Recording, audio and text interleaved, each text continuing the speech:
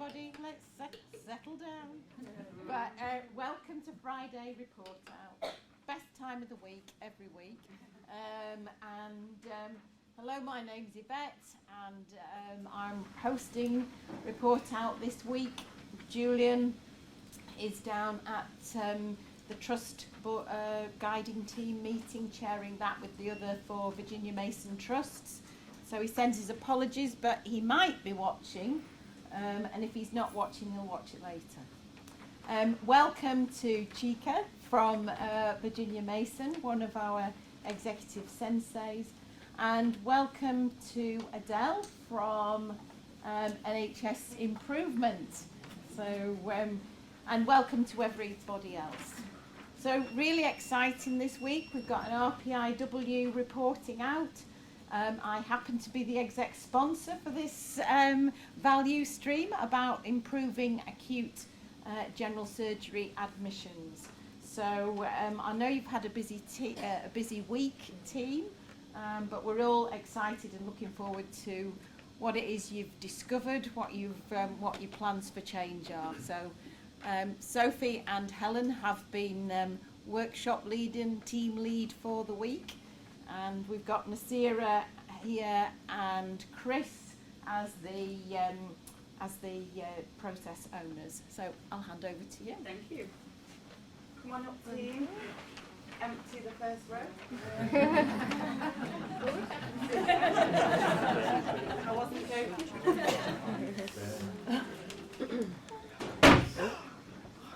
I'm a disaster in this corner today, is what I will say. Good morning, or good afternoon, everybody. So, hello, my name is Helen Rollet.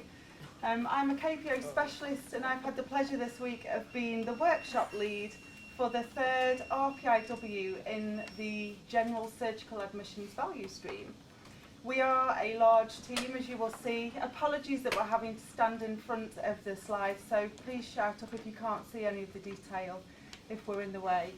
So, our project this week has been to look at the process between when a patient on the surgical assessment unit, the decision is made to admit them up until the point of when the patient leaves the department. So the flow of patients through our service, as you'll be well aware, is fundamental. It's been recognised that there is significant delay at times for patients within this journey. Communication is variable, patient experience is variable.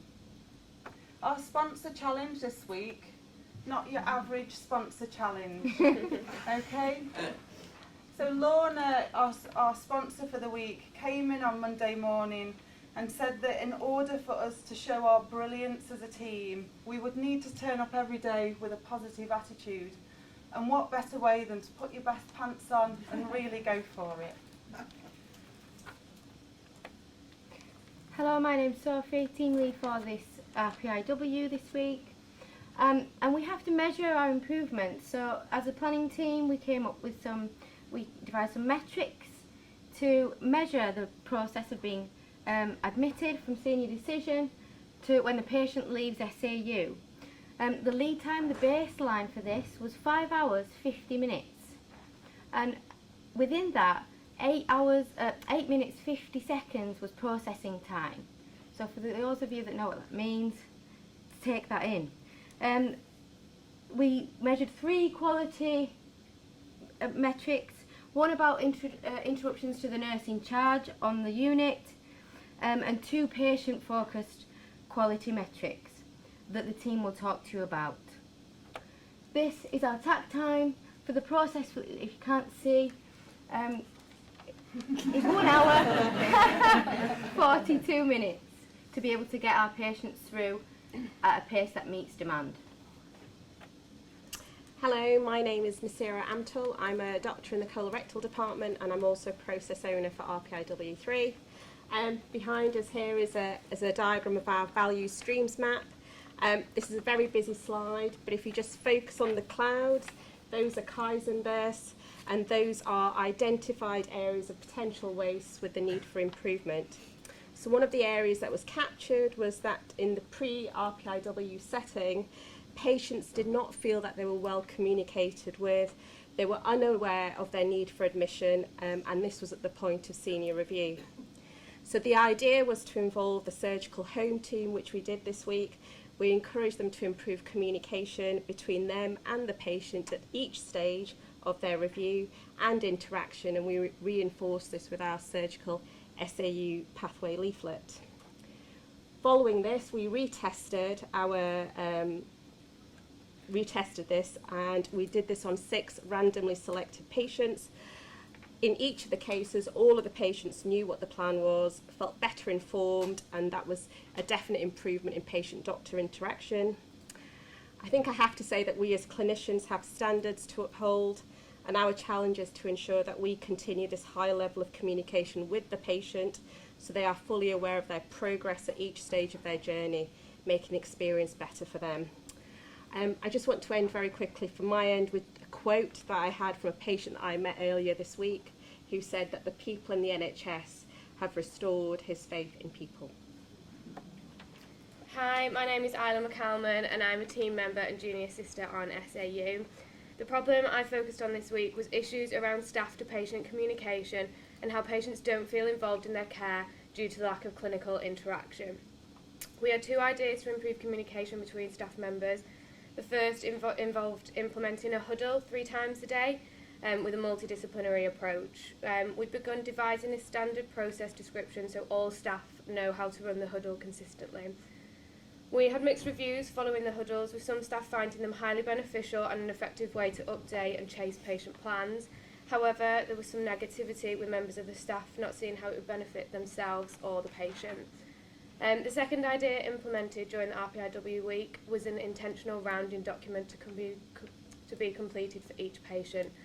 Perhaps our most challenging idea, we implemented the initial test and it failed after a few hours of as the unit became busy and staff felt they did not have time to fill in the document. As a group, we discussed the importance of intentional rounding in terms of ensuring professional standards and why the initial test failed.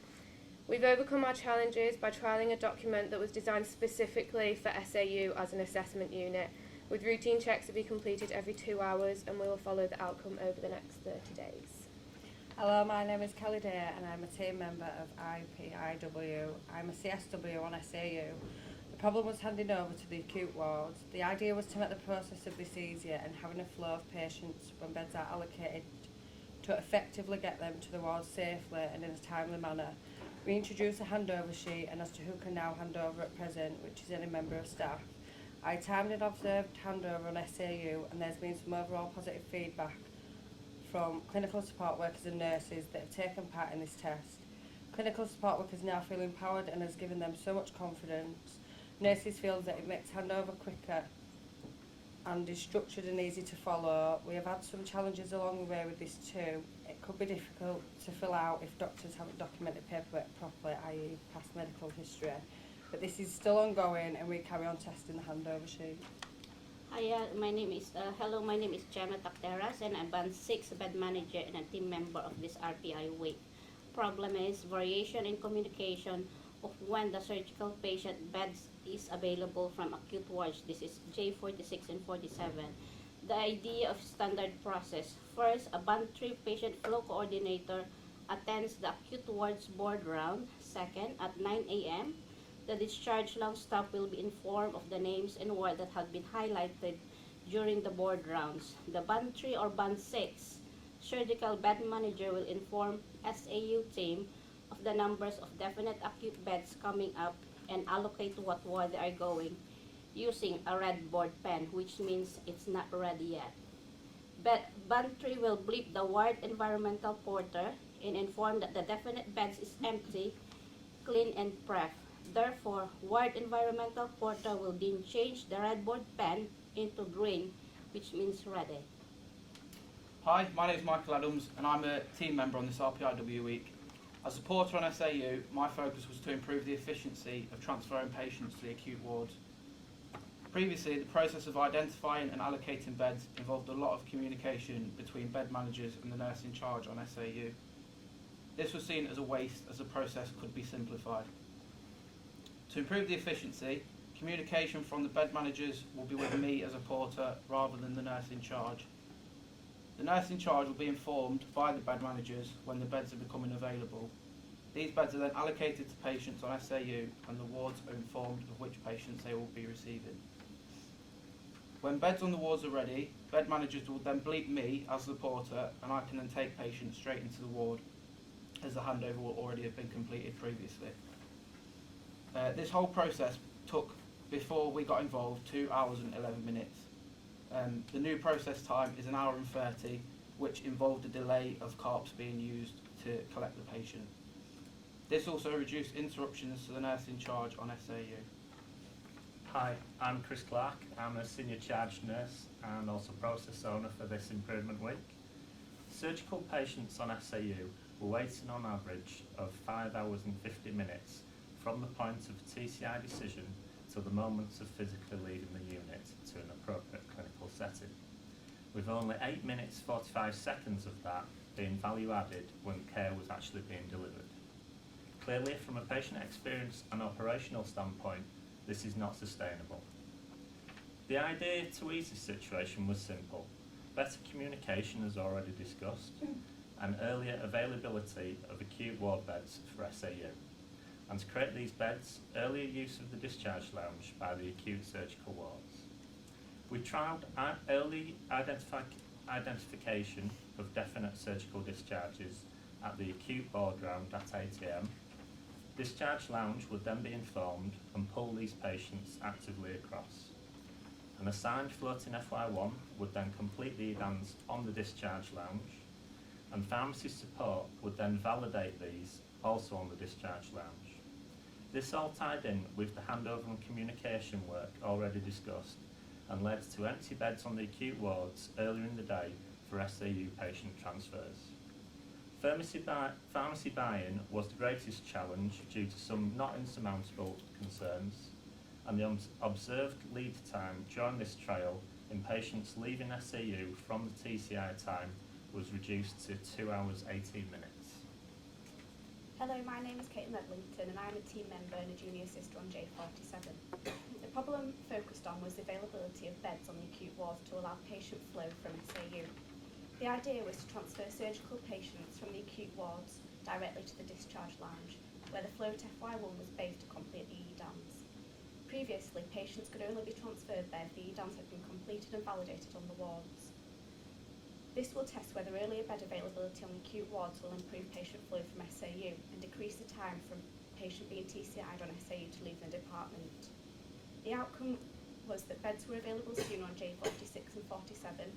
Patients were transferred to the wards in a timely manner and patient experience was positive. The challenges were that the patients with already completed EDANs who required ward pre-pack medication had to wait for the ward nurses to dispense these before going to the discharge lounge. This was due to a lack of provision of pre-packs in the discharge lounge. And I've got a quote from a husband of a patient who said it's psychologically better to be in the discharge lounge than still on the ward because you feel that you're on your way home and that's where you want to be. Hello, my name is Adrian Zwocinski. I'm a trainee advanced clinical practitioner for AMS and I'm one of the team members for this RPIW. The problem I focused on was a timely completion of EDANs on acute surgical wards. The idea was for a prescribing practitioner to base themselves on a discharge lounge and complete EDANs for surgical patients from acute ward rounds, whilst the acute ward rounds were still ongoing. The idea was going to test the feasibility of the service, the type of the practitioner required for the task, and hopefully reduce interruptions to the medical staff whilst they were still doing ward rounds and improve patients' journey across the departments. The outcomes we've seen on the day was that we had 6 patients transferred to discharge lounge between 9:30 and 11, with only 2 needing EDANs to be completed in discharge lounge. However, there was a positive feedback from one of the floating F1s who was working there, and she said it has no impact on her training, and it's only 1 week of her rotation, and it provides structure to her week. The challenges we've noticed were who would be the best suited practitioner for this role on discharge lounge, and sustainability of the service in the future. Hello, my name's Tony, and this week I've been a patient partner for this RPIW. We'd identified that none of the patients who'd been told that they were to be admitted knew that that was going to happen when they were asked. we thought that the patient pathway leaflet could be used more interactively to inform and reinforce for the patient what he or she had been told at senior review, and to help them to engage with their care plan. Engagement is not optional. This is a key patient learning. We discovered that mostly the pathway leaflet was not being used in this way, and therefore it was not fulfilling its potential. We have constructed standard work descriptions for patients, ward clerk, triage staff, junior review staff and senior review staff, and these will be trialled and reviewed over the next 30 days. At the end of the day, I quote a team member, "The patient must learn to be a patient." So here are some improvements the team have done. They've just described all the hard work they've put into removing some of the wastes on our value stream map. Our results are behind the team up here, but as you can see, hopefully you can see, there's some really positive results on there. Our lead time yesterday was down to 2 hours, 18 minutes for that same process, a 60% improvement. And I think most importantly, the number of patients that were informed about their journey and about their admittance is now 100%. We didn't actually work on the 5S measure because it was a key learning for KPO and the away team, but when in the planning cycle, we decided to measure 5S, the information on the whiteboard, but actually it became apparent that the whiteboard is really fit for purpose. The team love it and it works really well. So instead, the team agreed to create a standardised huddle and the intentional rounding that you've heard about and make this visible on the whiteboard that's already functioning really well. And this is our actions newspaper of the ideas that we want to move forward with and refine over the next 30, 60 and 90 days, focusing on better communication and handover, and also reworking some of the trials that have already been discussed here today. And so to our key learning, as you've heard, there's been a huge amount of work gone on this week to try and encapsulate the key learning that we've had. We've realised as we've gone through the week that we do have the resources available to us within our work, but they're not always in the right place at the right time for where we need that resource. We have, as a group, relentlessly brought our work back to the view of the patient. You know, the patient has been at the heart of all of our discussions. We've realised that actually the work that is done within the SAU isn't always formulated into our processes. There is variation within our work, but that doesn't mean that the work isn't being done. So by applying our method to the work this week, we are enabling us to provide the assurance that this work is being carried out to improve the patient experience. And finally, courage. So courage is what is required to stand and speak up. Courage is also what is required to sit down and listen. The team have presented some amazing work. It has been an absolute emotional roller coaster to get us where we are today. I don't want to lose sight of that. The things that we have had to hear this week have been very, very difficult. You'll be pleased to know that for our sponsor challenge, we took the approach of self-inspection for are we wearing our best pants? However, given that this is an improvement week, we thought we should add the old NHS touch. Thank you. So we have some thank yous. There's a huge amount of thank yous. For those of you in the room that have been part of our week this week, thank you. I really want to say thank you to the team. We are missing a team member today, Jingle, who unfortunately couldn't be with us to report out. Her input this week has been absolutely invaluable. And the rest of the team, you've worked so hard this week. It's been really hard, I know that. It's definitely been an interesting one. You've maintained your positive focus throughout. You should be really proud of the work that you've achieved this week. Thank you there's so many to mention, I'm not going to go through them all. So thank you all if you've contributed and for the support that we've had as we've gone through our week. Thank you.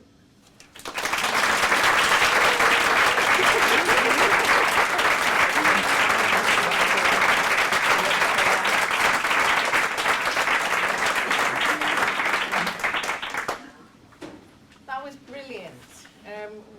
Well done, everybody. And I know you've had a challenging week, but it's really great to hear the presentation and see how you brought it all together, and really good improvements. So we'll look forward to hearing the 30-day report out. There may be some questions for you at the end, but we'll carry on with the rest of the report outs now.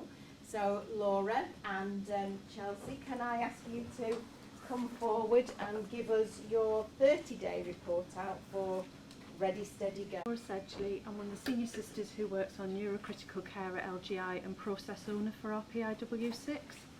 Hello, my name's Chelsea. I'm a staff nurse on neurocritical care and I took part in the RPIW week. So this is our project form, and for those of you who might not know what this RPIW involved, it basically involved us looking at the transition of getting patients ready from neurocritical care to go to the ward. The KPO team did some observations and found that from a consultant decision to make somebody ready for the ward, it was taking the nursing staff 2 hours 2 minutes to complete paperwork, take out lines and all the things that involve being in critical care.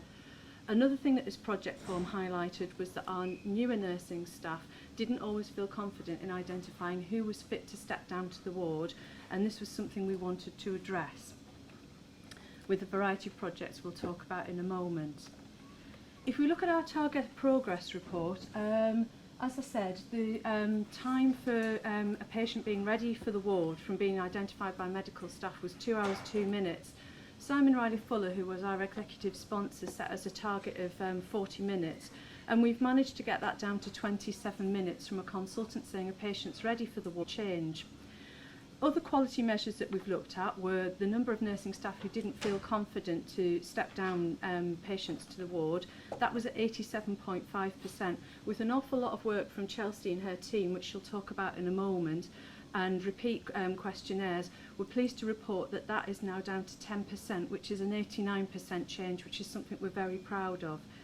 The interruptions to staff are much less, they're at 100%, which again is because of changes we've made, which Chelsea will talk about in a moment. And importantly to us all, the patient satisfaction remains high at 100%. The setup reduction was initially 55 minutes 31, and the target was to get that down to 9 minutes. We've actually got that down to 15 minutes, and that is because when we started this RPIW, we found that a lot of the paperwork that the wards were using was different to our own, so we've had to add a lot more paperwork into our discharge packs that we're using, but it's still a 73% change, which is something we're really pleased with. Our newspaper had 7 items, and we were in the slightly envious position at the end of the report out week that most of the newspaper items were actually 100% complete, which has allowed us to concentrate on the 3 that we believe are the most key. Newspaper 1 is basically about a new way of working that we've implemented on neurocritical care. Historically, the consultants used to start the ward round on ward 6, review 7 patients, and then go around to ward 7 from about 9, 9:15 in the morning, which was an hour's delay for patients who were basically being told could they go to the ward, and this had impact on electives wanting to come into HDU, etc. So we've trialled that the consultants will do a review before starting the ward round on ward 6 to look at patients that they believe are potentially wardable, and we're starting to identify them on a nighttime huddle to say whether we believe as nurses they might be fit for step down in the morning, and the consultants will come and review these patients. We've had 19 opportunities to do this because we've been concentrating on Monday to Friday reviews, and it's happened on 16 occasions. The 3 occasions where it didn't was there was emergencies on ward 6 that had to take priority. The consultants have been very, very supportive, and we've been lucky to have leadership from Dr. Sarah to help with this as well. One of the consultants said that it allowed earlier recognition of potential step-downs, which improves the transition to level 1 care, thus facilitating patient flow, and they're very on board with it as the result. What we've also looked at is basically the differentiation between people that nurses identify as fit for the ward and consultants. And you can see that 42% of patients are perhaps identified as wardable from the nursing staff that our consultants' colleagues wouldn't always agree with. So what we've decided to do is work with our anaesthetic colleagues and our neurosurgical colleagues to come up with some criteria-led discharge, and also to carry on with the work that Chelsea's going to describe about how we're implementing this education. So in newspaper 2, the tasks that were needed for discharge wasn't always clear, and that was highlighted in the questions that were sent out to staff prior to the RPIW week. So to overcome this, we created a standardised checklist which contained what your patient should be to be wardable. So should they be on Foley obs, do they have any lines in that needed to be taken out, are the patient ready for that discharge, and more importantly, are the staff ready? So this, from speaking to staff, after reading it, they felt like they would be much more confident to start that process. How have we managed without this? And the process seems to be much more simpler now. Newspaper 3, the tasks to prepare the patient weren't always happening till after the ward round, so that led to a bit more disruptions through the day. So we decided that on our 10 o'clock huddle on a night, the nurse in charge will prompt the nurses to consider will the patient be moving on in the next day or so. So a visual cue on our huddle board was introduced, so we can either put down that the patient was wardable green or wardable amber. This gave staff a chance to have the discussion in the huddle with all of the team to learn from more experienced staff. And again, it was easier to concentrate on the paperwork on a night time because there was less interruptions than there was on the day, and the staff felt like they didn't feel as rushed and the documentation was better. So as you can see, the discharge suitability criteria, it contains a flowchart and just a paragraph of what the patient is needed to be wardable. This was placed in all of our folders and in our resource folder. However, at times they were lost or it wasn't as visible, so it's actually placed above our huddle board as well now. On our huddle board we have the visual cues which we do put on the plan, which we use at 10 o'clock huddle, and we filed our wardable paperwork with our discharge paperwork as well, just to prompt staff to start using the discharge paperwork. Patient satisfaction was very important to us in this project, and we interviewed 10 patients who all strongly agreed that they felt fully informed about the step-down process.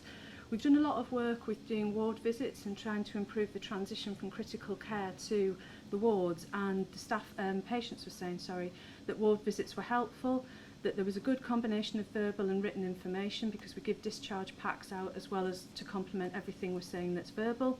It was a smooth and efficient process. Staff were very professional, caring, which is always very nice to hear, and all my questions were answered. So to conclude and moving forward, our key learning has been we've been really lucky on wards 6 and 7 to have a really engaged nursing and medical team. We couldn't have achieved anything that we've achieved without their help and support, and they've been so willing to try new ideas. We've also had amazing support ourselves by our matron Steve, and also by the Triumvirate team and Simon, which has been really important to help us give the confidence to keep going.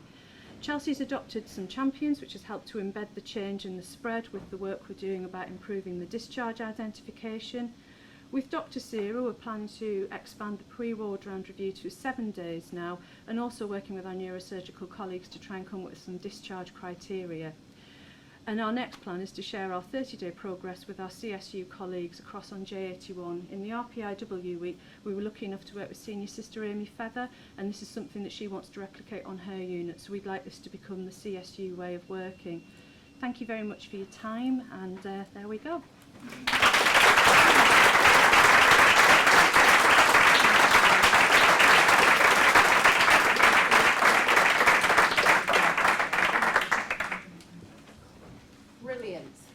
both very much indeed. I think what's really great to hear is the momentum that you've kept over this last 30 days. You can see you've really, really kept it going.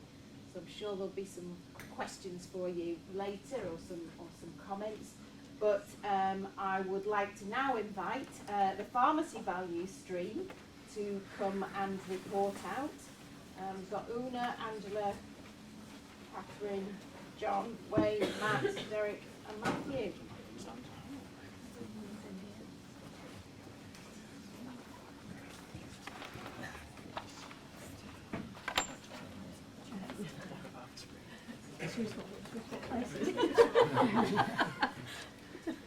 Okay, everybody all right? Yeah. Okay. Hello, my name's Una. I'm a pharmacist and I'm one of the senior leadership members in pharmacy. So we're here today to share some of our improvement journey, which began last year. And as a department, we wanted to launch our focus on improvement with a statement. And the statement was, get the medicines to the patient before they need them. We are part of a big team, and I have some of them here today who would like to introduce themselves. Hi, I'm John Davis. I'm also a pharmacist and member of this value stream. Hi, I'm Angela Bergin and I'm a pharmacist. My name is Wayne. I'm one of the nurses working in medicines management. Hi, I'm Catherine. I'm a pharmacist and leave leader, and I'm also doing an ALT programme that we're involved in. Hi, I'm Matt, in charge of Ward 15, where lots of work's been going on. Hi, I'm Derek, and I'm a high-level pharmacy support worker. Hello, my name is Matthew. I'm a pharmacy technician. I'm also the department's continuous improvement specialist. So we're also here today as part of an ALT group, and there's some other members here in the group. So we began that in February, and we have our assessment next week, so please think of us next week. We've based much of our ALT work on a medicines value stream. It's important because it crosses all of our disciplines, from the prescribing of medicines to the supply to the administration of medicines. We started our focus on improvement. I can say I thought it was going to be easy to get the medicines to the patients before they need it. I also thought I knew the answer. We went to ALT, and they've certainly helped us change our thinking and change our mindset, so thank you. So we started with data. We've ruled out e-meds across the organisation. There are 33,000 administrations of medicines in our organisation every day. That's a lot of data. I've been standing kind of looking at this data lake going, what are we going to do with all of this information? It is a bit overwhelming, but we are conscious that it will help us understand Harry's story, which we want to share with you today. And it will also help us understand the impact of Harry's story on staff. What I'd like to say is thank you to J15 as our pilot ward. It's based about Harry on J15, but I'd like to also say that Harry is on every ward in our organisation, but in every organisation across the country. So let's make a start. So we've only recently been able to access some of the data from e-meds, which has allowed us to show the prevalence of missed doses due to no supply being available across the organisation. The data is very complex. But what it does show is that there's 207 doses missed per day on average per patient. 207 doses missed per day across the trust, across all the wards. This is due to no supply being available at that moment in time. The focus for our improvement week has been J15. When we looked at the data from J15, that showed there were 6 doses missed per day on average across that ward. Our ultimate goal and ambition and aim would be to drive this down to 0. Courage, and we've not colluded about this, so it's interesting, it segues beautifully in. Before we share Harry's story, we wanted to share some reflections of using the Leeds Improvement Method tools and the developing philosophy. We've realised that it takes a lot of courage to be able to look at current processes and see how they affect staff and patients. It's really difficult to observe patients not getting the impact that you're hoping for, and it's really difficult to see staff burdened by the waste of MURI or unreasonable expectation. And in doing so, we've actually realised that one of our standard processes is actually a defect process, because it starts at the point of medicine supply or at the point that a patient misses a dose. So we've also realised it's really challenging being able to describe the story to colleagues, because it's a hard story to hear. So this is us being courageous and speaking up to you, so thank you for giving us the opportunity to do that safely. It's an uncomfortable story to say, and it might be an uncomfortable story to hear, but as far as we're concerned, this is the beginning of making a difference, and to have a supply process for medicines which is centred around our patients. So, as Una's explained, we'll be bringing a year's worth of data to life through sharing Harry's story with you. And as we share that, I'll be adding in some real-life quotes and stories that we heard through some patient and carer focus groups that we ran. So this is Harry, and this is Harry's story. So Harry popped out to the shops one day and unfortunately had a fall whilst he was out, and he was brought to A&E by ambulance. So obviously he was out and about, didn't have his regular medicines with him, so unfortunately he missed his regular medicines that night. He eventually got his medicines when he was transferred the following day to J28.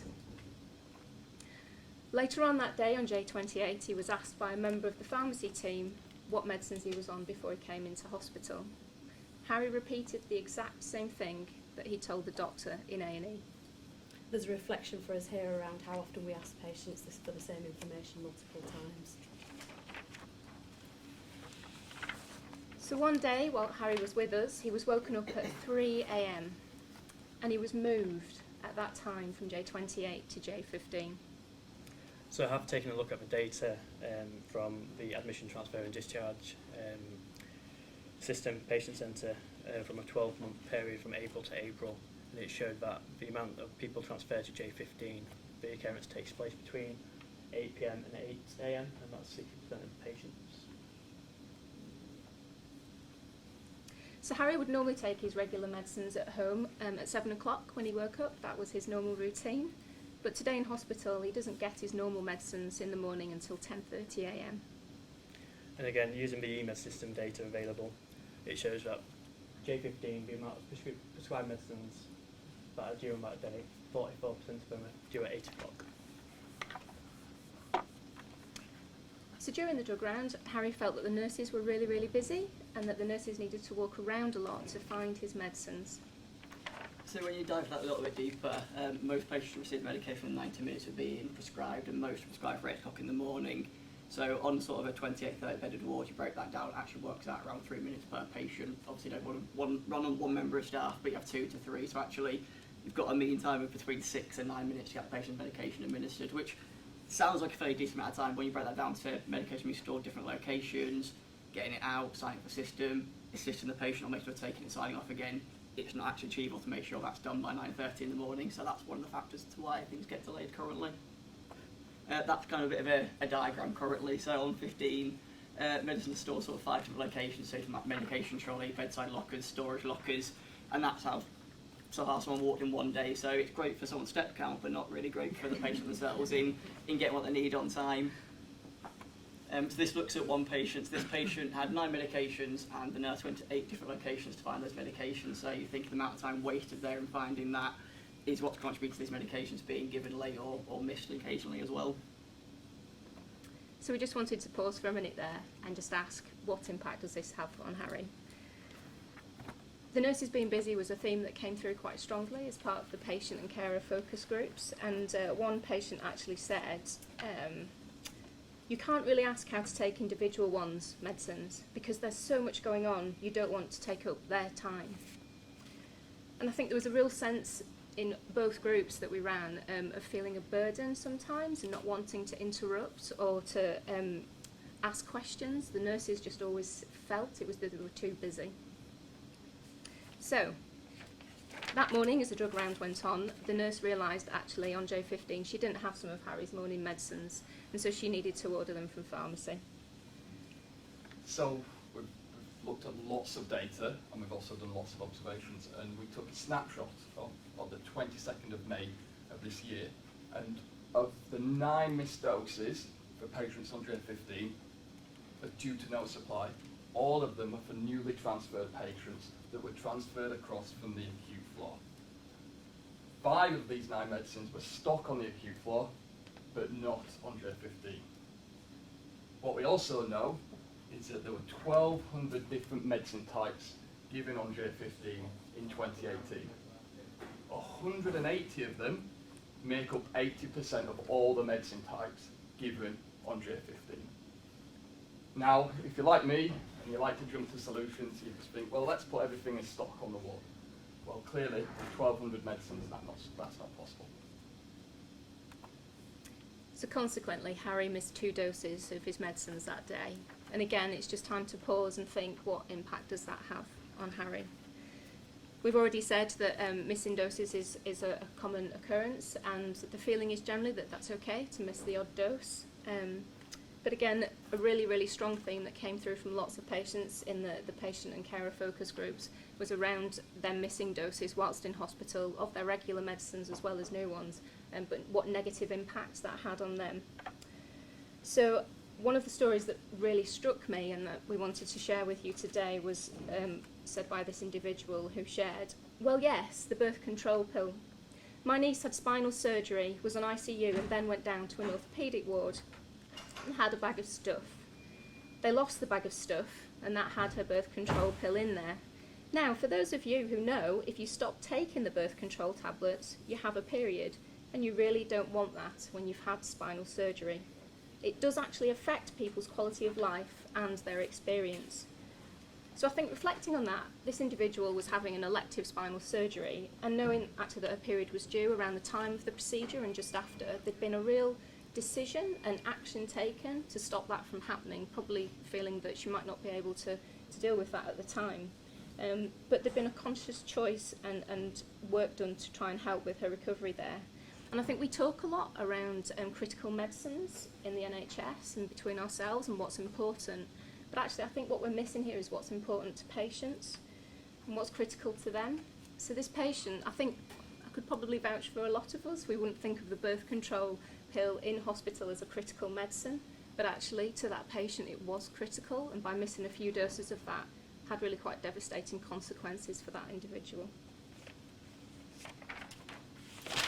So this is a value stream map, and it actually projects the journey of a prescription from when it is received in the dispensary right through to when the medications are ready to be delivered on the ward. But due to a restricted time, I'm just going to focus on the red circle we see there. So the red circle, inside the red circle is supposed to be a triangle with a number 77 in there. That number 77 is not a lucky number, but actually it is how many other prescriptions were in progress at that particular time. We observed our processes, and it means that 77 prescriptions were still in the tray, waiting to be processed. So we ask ourselves that question: how long are we going to take, and why did Harry miss the dose? His prescription could have been among one of those waiting to be processed.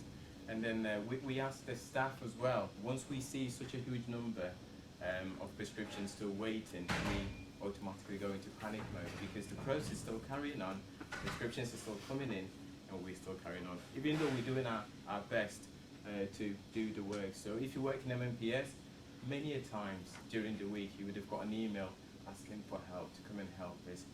And so it has a big impact on staff, and most importantly on patients who are at the end of the line waiting for the medications. So Harry missed his doses.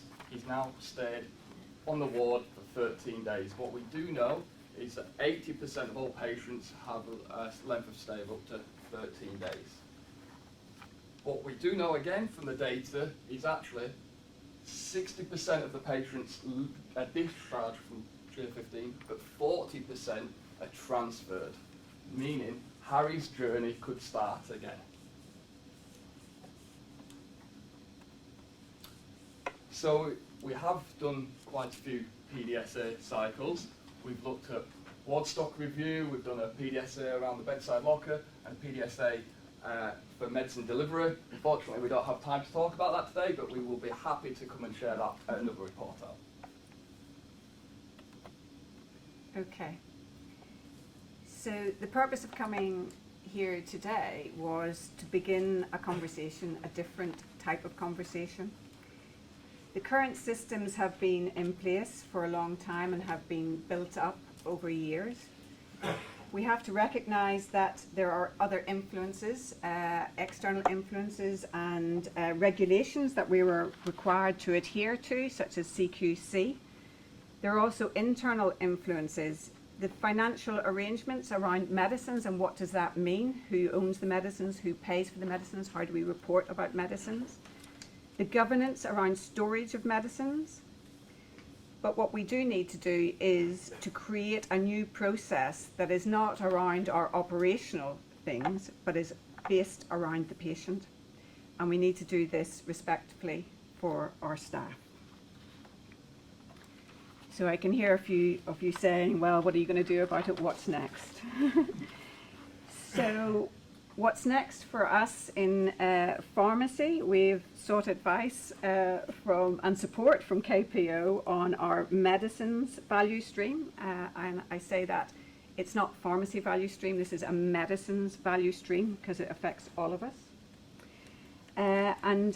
As the work that Derek shared, that triangle of 77, which is the work in progress, which is the bottleneck, the whip. To take Helen's words, we're chasing the whip. I'm getting very strange looks in pharmacy as I go around saying I'm chasing the whip.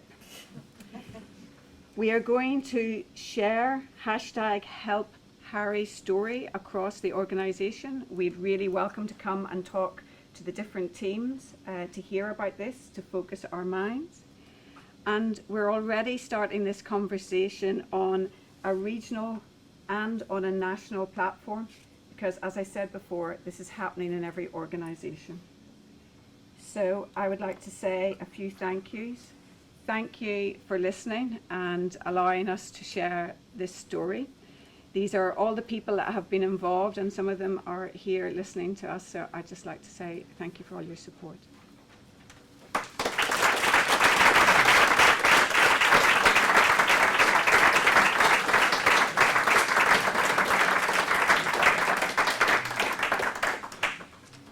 So I would just like to say thank you, Una, to you and to the team, because that was really, it had a massive impact. The way you told the story, I think all of us were feeling uncomfortable, and as you say, it really takes courage to talk about all of these things. So it's a really great piece of work that you're doing, and we look forward to hearing more about it and to sharing Harry's story. So thank you. So we've got a certification now, or I'm not sure that's the right. But I've got the pleasant duty of, I think, handing out a certificate to Bev Brown, who has completed.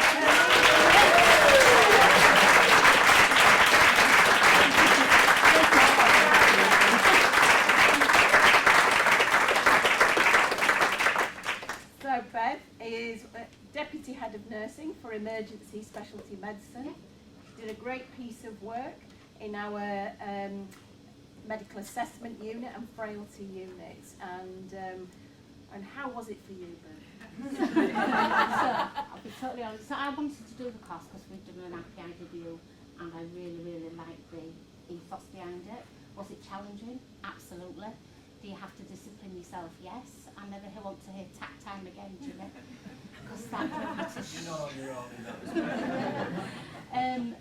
But what's really good is in our session we've got more people doing Lead for Leaders, and we have a positive step change in how we do things. So will I use what I've learned every day? Absolutely, yeah. Brilliant. Well done, Bev.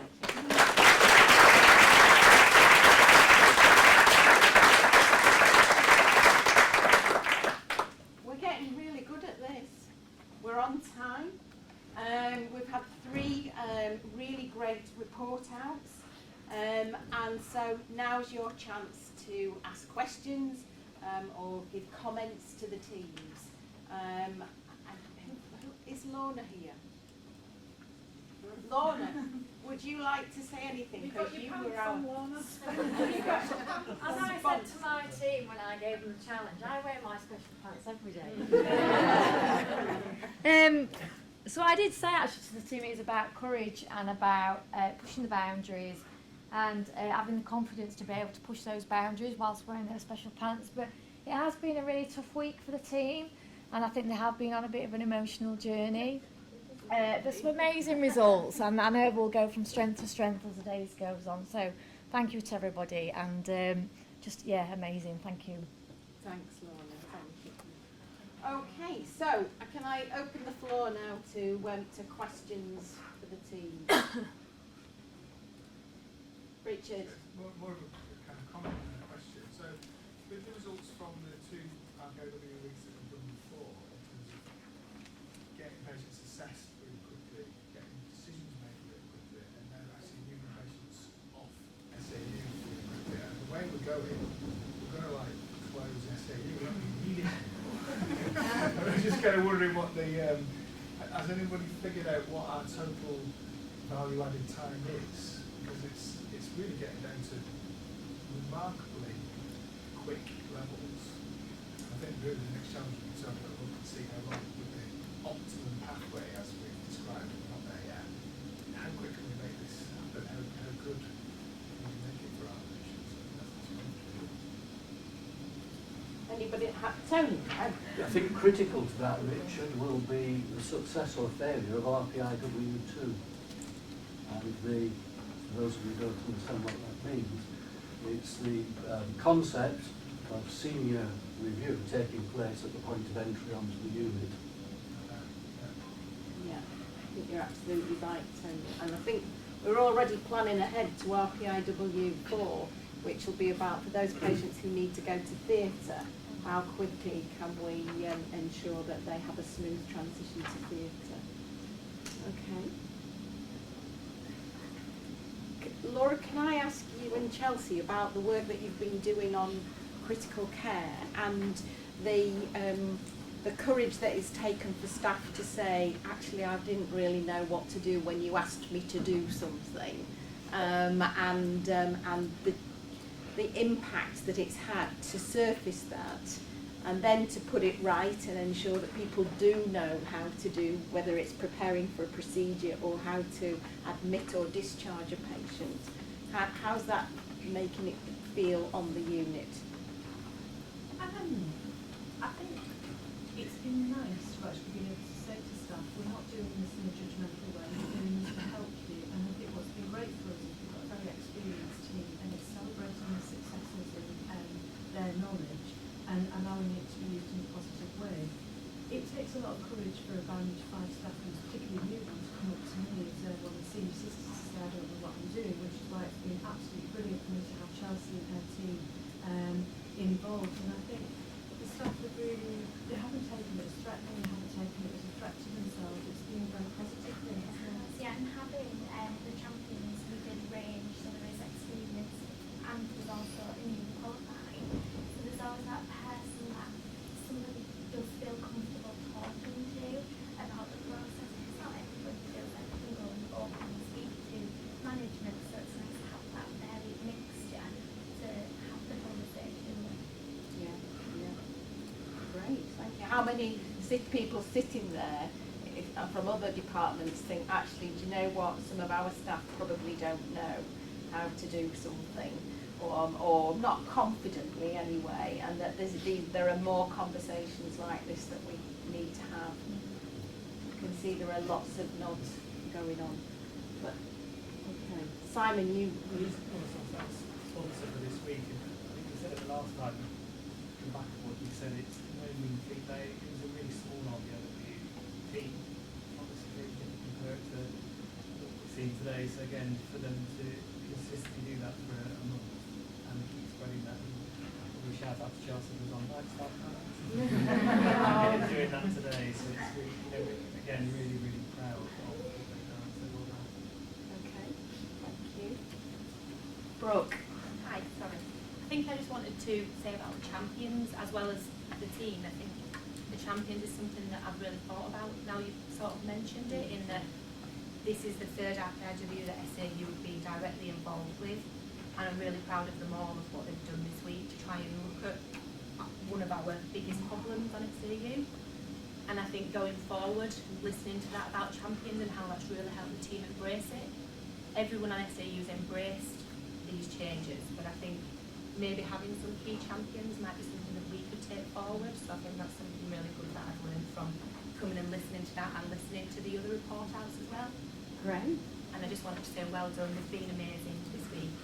We've caused some problems, some delays, and they've managed it really well. Oh, fantastic. And I mean, it's been a big team, hasn't it? Because there's been 3 wards involved, really, J46, 47 and SAU, so it's been fantastic. Okay, Helen. I just wanted to, so there's information about the MMPS team that I guess people don't know about that is really important. They're all on the Advanced Lean Training Programme, that's what ALT stands for.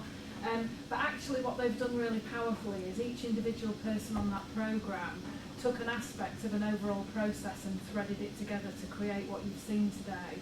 And it was immensely powerful to me to see not only you threading up your learning about the tools and techniques of our method, but the hugely respectful behaviour and the patient at the top of our triangle, and keeping that as a constant thread throughout all of that. It was very, very powerful. And I know you've also had some tough news today, so to stand up there and do that as well and have that impact on us as an audience, absolute kudos to you and well done, and thank you.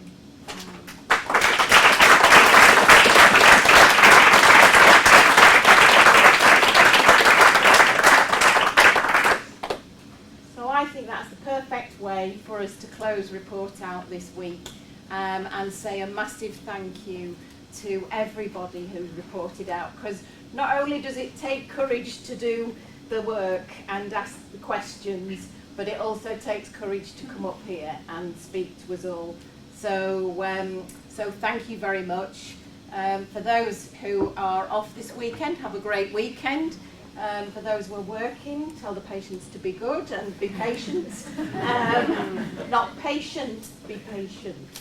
Okay, and thank you very much, everybody. All right, well done.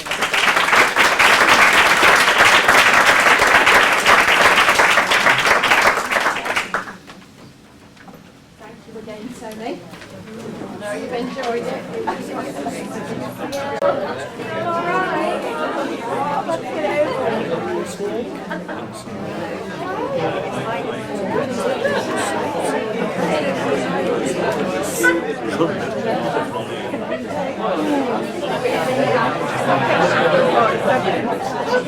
Saying that they can take him back, but we haven't heard from that. Right, so I put no until we opened the door. Because I just think these are the guys are going to go, yeah,